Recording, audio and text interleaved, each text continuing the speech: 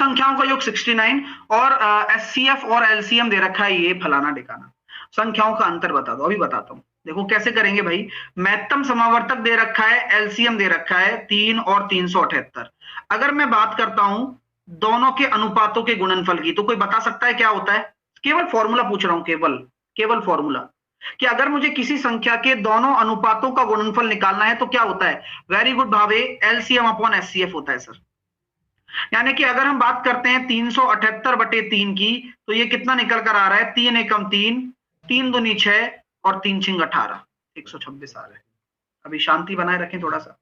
अब 126 के ऐसे टुकड़े कर दो कि संख्याओं का योग 69 आ जाए, यानी कि 3 का भाग दूंगा। मतलब समझ रहा हूं, एक चीज समझा रहा हूं आपको कि यार ऐसे संख्या बनानी पड़ेगी इसमें 3 के गुणा करने पर 69 आ जाए।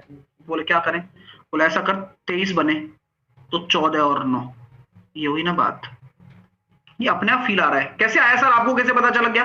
अरे भाई संख्याओं का योग 69 है, तो योग अगर 69 है तो मैं जानता हूं ना कि अनुपातों का योग क्या होना चाहिए? 69/3, 23 होना चाहिए। अब मुझे ऐसे जोड़े लेने हैं जिनका टुकड़ा करने पर 23 आ जाए, जोड़ने पर अनुपात, और गुणा करने पर 126 आ जाए, तो वह 14 और 9 होगा।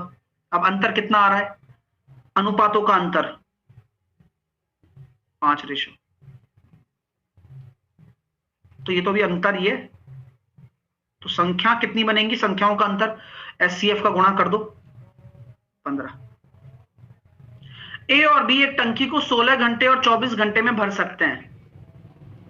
सी पूरी टंकी को 40 घंटे में खाली कर सकता है। बोले ठीक है, ए 16, बी 24, सी 40 घंटे में खाली कर सकता है। टोटल मैंने क्या मान लिया? टोटल 16, 24 और 40 का अगर मैं एलसीएम मानता हूं तो क्या मानूं? 8 दूनी 16, 8 या 24, यानी कि 48, 48, 48, तो ये 40 कैसे जाएगा? बोले सर 240 मान लो आप। जब मैंने 16 से भाग दिया तो 16 एकम 16 बचे, ये आ गया कितना? 15। 24 का भाग दिया तो कितना आ गया? 10, और 40 का भाग दिया तो -6। क्या बोला जा रहा है? यदि सभी तीनों पाइपों को अगर एक साथ खोल दिया जाए, लेकिन ए पाइप को 8 घंटे बाद बंद कर दिया जाता है, तो टंकी का शेष भाग कितने घंटे के बाद भर जाएगा? अगर मैं बात कर रहा हूं तीनों पाइपों को खोलने पर, सबसे पहले मैंने तीनों पाइपों को खोला 19 की एफिशिएंसी से, 8 घंटे तक चलता रहा। 19 × 8 कितना हो गया? 152 यूनिट टंकी को तो हमने भर दिया था साथ में। अगर मैं 152 यूनिट टंकी को भर चुका हूं तो शेष कितनी इकाई बची हुई है? शेष भी तो बचा है ना सर, शेष हमारा बचा हुआ है 88 यूनिट। यही तो हमारा क्या है? रिमेनिंग पार्ट है। अब क्या मैं कह सकता हूं, ए को तो मैंने बंद कर दिया, अब टंकी को भरने के लिए या खाली करने के लिए जो भी है, कौन दो काम आ रहे हैं? बोले सर बी और सी आ रहे हैं, वो भी +4 की यूनिट से। तो बी और सी +4 यूनिट से 22 घंटे में टंकी को भर देंगे। और आपसे टोटल टाइम नहीं पूछा, आपसे यही पूछा गया है शेष भाग को कितना समय लेंगे, तो 22 आपका उत्तर होगा। अगर टोटल टाइम पूछता तो पॉइंट, एक x1 y1 है, एक x2 y2 है। अगर किसी भी लाइन के, क्या किसी भी पॉइंट के अगर 2 पॉइंट दे दें किसी लाइन पर उपस्थित, तो उसके लंबवत रेखा की प्रवणता निकालनी है। तो पहले तो आप नॉर्मल प्रवणता निकालिए, वो क्या होती है sir? y2 - y1 upon x2 - x1। क्या हो जाएगा सर? 0 माइनस का 5, 4 माइनस का 2, तो सर 5/3 आ रहा है। और लंबवत रेखा की निकालनी हो तो पलट दो और साइन चेंज कर दो। ओ गड़बड़ हो गई क्या? 2 आएगा नीचे, पलट दो और साइन चेंज कर दो, -2/5।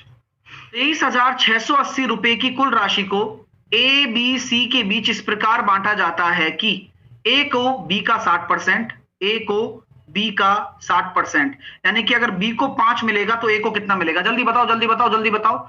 और बी को सी का 30%, यानी कि सी को अगर 10 मिलेगा तो बी को कितना मिलेगा? 3। और ए को कितना मिलेगा? बी का 60, यानी कि 3। क्या बराबर करोगे? बी को। 5 और 3 बराबर करने के लिए यहां 3 का गुणा, यहां पर 5 का गुणा। सही अनुपात क्या आ रहा है? ए बी सी का जो एक्चुअल अनुपात है वो आ रहा है 9, 15 और 50। और इस अनुपात में क्या बांटना है आपको? यह धन बांटना है जो दे रखा है। अब बांटना कैसे है? अनुपातों का योग कितना आ रहा है? 24 और 50, 74। रेशो बराबर 23680। बी को कितना मिलता है ये निकालना है, यानी कि आपको 15 अनुपात का मान निकालना है। तो एक अनुपात बराबर कितना निकल कर आ जाएगा? अगर हम 74 से काटेंगे तो एक अनुपात बराबर कितना निकल कर आ रहा है? 320। तो 15 अनुपात बराबर कितना निकल कर आएगा? 15 गुणा 320, या इसको हम लिख सकते हैं 30 इंटू 160, 4800। अब बहुत सारे बच्चों को कैलकुलेशन में दिक्कत होती है कि सर ये 30 इंटू 160 कैसे लिख दिया, ये सर 74 से कैसे काट दिया।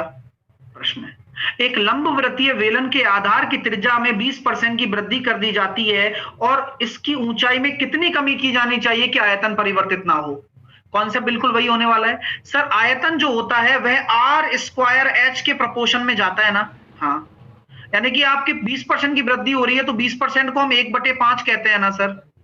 तो 5 से 6 और 5 से 6, x से y कर लिया। क्यों? क्योंकि ये आपको ऊंचाई का रेशो निकालना है। क्यों?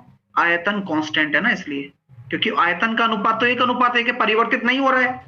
ठीक है, तो यहां कितना आ रहा है सर? तो ये हो जाएगा 25 और 36।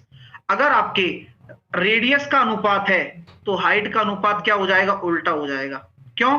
क्योंकि आयतन परिवर्तित नहीं हो रहा है। तो कितना हो गया? कितने की कमी आ गई? 11। किसके सापेक्ष में? 36 के सापेक्ष में, गुणा 100। 4 से काटो 9 बार, 4 से काटेंगे 25 इंटू 11 बार, तो कितना निकल कर आ रहा है? 275/9। सॉल्व करने पर देखिए कहां दिख रहा है 275? ऑप्शन नंबर सी में।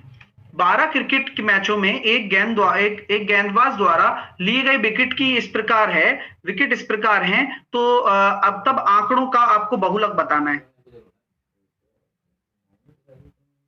मजा आएगा इसमें। अब क्या होगा सर? देखो 3 विकेट हॉल कितनी बार है? 1 2 3 4 बार है।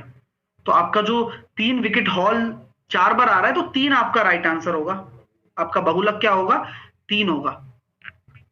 एक सर्किल है आपका जिसकी रेडियस कितनी है? 6 है, तो एरिया कितना हो जाएगा बताओ? क्योंकि जब कभी भी आप किसी बराबर भागों में तोड़ोगे तो क्षेत्रफल के सापेक्ष में टूटता है, तो सर एरिया हो जाएगा 36 पाए। किसी को कोई दिक्कत आई? नहीं। और इसके 8 इक्वल पार्ट आप करते हो तो पर पार्ट कितना हो जाएगा? 9/2 पाई पर पार्ट।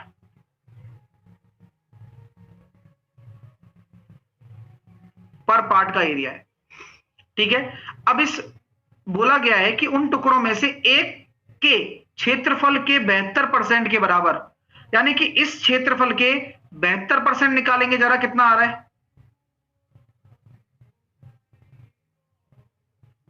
अरे सीख लो भाई, ऑप्शन से मैं थोड़ी करवा रहा हूं तुम्हें, मैं थोड़ी कह रहा हूं ऑप्शन से करो, पहले सीख लो। तो ये कितना आ रहा है?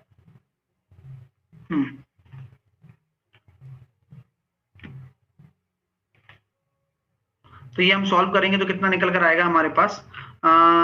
2 से काट दिया 36, 36, 36, 36 इंटू 9, 3.24 आ जाएगा शायद, है ना? या फिर इसको डायरेक्टली लिख लेते हैं, डायरेक्ट लिख लेते हैं, कोई टेंशन नहीं है हमें। क्यों?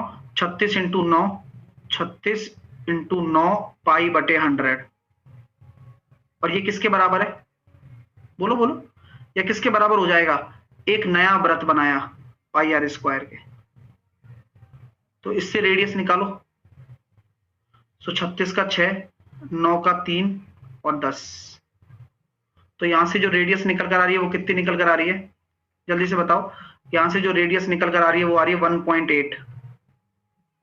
तो आपको रेशो निकालना है किसका? दोनों वृत्तों की त्रिज्याओं का अनुपात।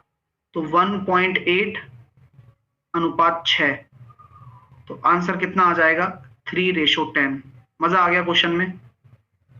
दोस्तों मजा आ गया ना।